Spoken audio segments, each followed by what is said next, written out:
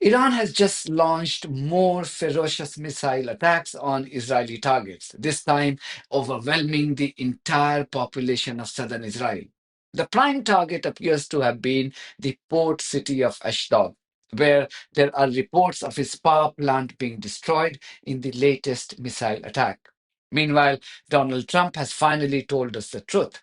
His latest social media post shows that the Iranian nuclear program was always an excuse, and the real objective for him was to help Israel's illegal pursuit for a regime change in Iran. Now, let's look at these two topics in greater detail. Videos coming in from southern Israel paint a harrowing picture of the devastation caused by Iranian missiles in the key port city of Ashdod. A news flash by Iran's Fars news agency said that the Ashdod power plant was targeted. Widespread power outages were reported in the occupied cities of Ashdod and Ashkelon as sirens blared non-stop for 35 minutes across large parts of Israel. Topside News reported that this was the first time that Iran had targeted sites in Safad, Jerusalem, and Ashdod. As I said, the impact of these missiles, particularly in Ashdod, was ferocious. You can watch those videos on our Telegram channel. Details are on the screen. Such was the intensity of these attacks that they significantly damaged the Ashdod power plant, causing widespread power outage in the city. Israeli Electricity Corporation said that an Iranian missile caused disruptions to power in the south and efforts were underway to restore electricity. This is a massive blow to Israel. Iranian missiles have already rendered the Haifa refinery defunct, destroyed the Haifa port, forcing many shipping companies to shut operations, damaged the Haifa power plant, and now this. Analysts believe that this could have serious repercussions on the Israeli economy as a whole. If you have watched my earlier videos, you may remember that I had told you that the owner of Haifa Refinery, the Bazan Group, had announced the halting of operations at this facility after a nearby power plant was hit by Iranian missiles. The Bazan Group had also paused operations at the Ashdod refinery, which is smaller in size and capacity, due to planned maintenance works. Ashdod refinery was expected to resume operations in a week's time. But today's missile attack on the Ashdod power plant means that this too may remain out of operation for the foreseeable future. Iran's ability to hurt Israel with its limited military resources, i.e., by simply relying on its missile power, has left many experts astounded. Since Israel imposes ruthless censorship on the objective reporting on its damages, it will take a long time before we truly understand the extent of impact caused by Iranian missiles. Meanwhile, Donald Trump has finally exposed himself with his latest social media post. He's not even pretending anymore in admitting that he is working to push the genocidal agenda of a settler colony of Israel. It was never about America first. This is how Trump fooled Americans, deceiving them into voting him to power for the second term. Just read this social media post by Trump, who shared this on Truth Social, his personal social media platform. He wrote, and I quote, "It's not politically correct to use the term regime change. But if the current Iranian regime is unable to make Iran great again, why wouldn't there be a regime change? MAGA." End quote. By MAGA, perhaps he means make Iran great again. I mean, how brazen can he be in his shamelessness to bat for Israel and war criminal Benjamin Netanyahu? Isn't it clear that Iran's nuclear program was never an issue because Iran was never aspiring to acquire nuclear weapons? The IAEA chief said that. I mean, there is this competition about who is wrong or right about the time that would be needed. Certainly, it was not for tomorrow, maybe not a matter of years. I would there be perhaps more serious about this, and I don't think it was a matter of years. But this is speculation. Why? I go again to the beginning of my comment.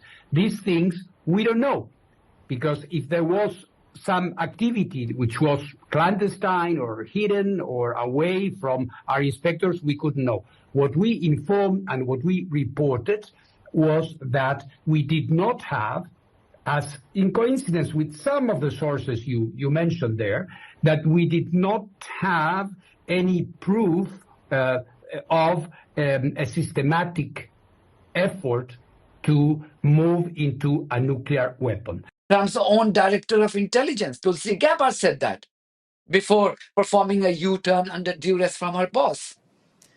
The IC continues to assess that Iran is not building a nuclear weapon, and Supreme Leader Khamenei has not authorized the nuclear weapons program that he suspended in 2003. The IC continues to monitor closely if Tehran decides to reauthorize its nuclear weapons program. But Trump ignored everyone to join Netanyahu in Israel's illegal war, thereby exposing the US, its people, and troops to future Iranian attacks. Immediately after Trump told us how the US stealth bombers had dropped thousands of tons of bombs on 3 Iranian nuclear sites, his defense secretary Pete Hegseth told reporters that regime change was never an objective. This mission was not and has not been about regime change. The president authorized a precision operation to neutralize the threats to our national interests posed by the Iranian nuclear program and the collective self-defense of our troops and our ally Israel. Hegseth had categorically told us that the US didn't want a regime change in Iran and Trump was only against its nuclear program. Now Trump has told us the real truth. It was always about working for Netanyahu and diligently fulfilling these bloodthirsty terrorist desires, however illegitimate they may be.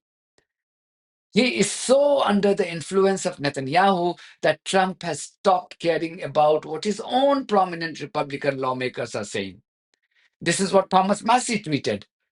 This is not America first, folks. Massey earlier told an American TV network about the role that the Israeli lobby group AIPAC was playing to push the US into another illegal war in the Middle East. What he promised us was we would put America first. And I think there are still voices in this administration. You've still got J.D. Vance. You've still got Tulsi Gabbard. You still, RFK Jr., you still got calmer heads that could prevail. They were not persuasive in this case, clearly. Well, somebody was persuasive. AIPAC is very persuasive. For instance, the Israeli lobby in Congress. If you look at my colleagues' feeds now, they all look the same. They're all tweeting the same message that we've got to support Israel and we've got to do this. Senator Chris Murphy, he tweeted this, and I quote, "I was briefed on the intelligence last week. Iran posed no imminent threat of attack to the United States. Iran was not close to building a deliverable nuclear weapon. The negotiations Israel scuttled with their strikes held the potential for success." End quote. Murphy then released this video message.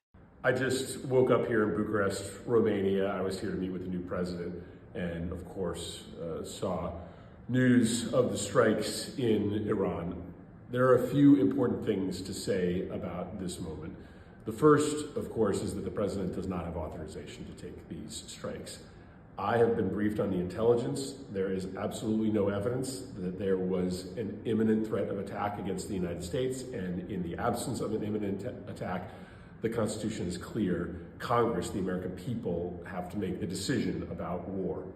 But just as importantly, the United States has been very good at getting into wars in the Middle East, but there is no history of the United States knowing how to get out of wars. And so what we need to be talking about today is the ways in which this could go very badly for the United States. Of course, Iran could strike back, and our forces are not well protected in the region. If a dozen Americans die, of course, that escalates this conflict.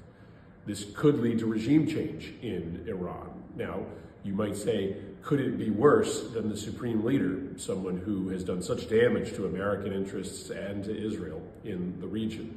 Well, of course it can be worse. Of course, you could end up having an even more dangerous regime inside Tehran, or the country could descend into civil war. This is a moment where the Congress needs to step in. And so my belief is that next week Congress needs to take action, needs to take a vote to make it clear that the president doesn't have this authorization. And this is also a moment for Americans all over the country to stand up and say what should be obvious to this president. We do not want another war in the Middle East. We have seen the untold damage done in lives lost, in money wasted, in reputation squandered by military misadventures in the Middle East. This is a moment for leaders to step up. This is a moment for the American people to step up.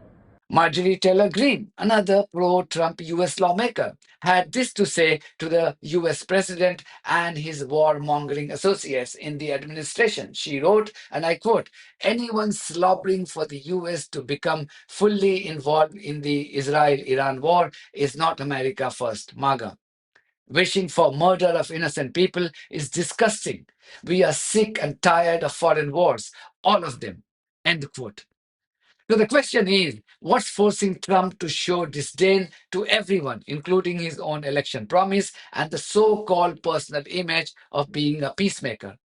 Many say the answer may lie in this tweet by Elon Musk. That's it from me. Thank you very much for your support of this platform and our journalism on buymeacoffee.com and Patreon. If you do think that our journalism is worth supporting, then you too should consider becoming part of it. Details are there in the description of this video. In the meantime, if you haven't subscribed to my channel, please do so, because that's one of the many ways you can support independent journalism. God bless you all.